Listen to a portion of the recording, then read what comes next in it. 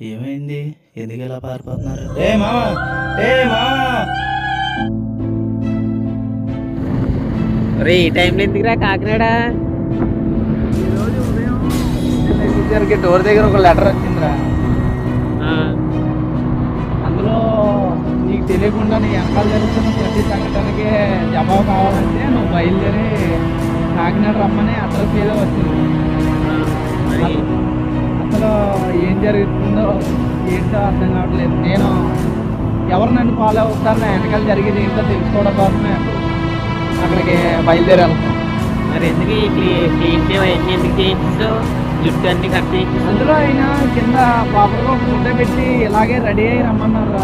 Same అలాగే ఉన్నారు. మనిషి ఎవరు ఏంటి తెలుసుకోవడానికి ఇప్పుడు మనం రేపు మార్నింగ్ కల్లా ఆయన దగ్గర ఉండాలి. మార్నింగ్ బయలుదేరుతుంది కదా. ఏ టైం? మళ్ళీ ఆయన ఉంటాడో లేదో తెలియదు.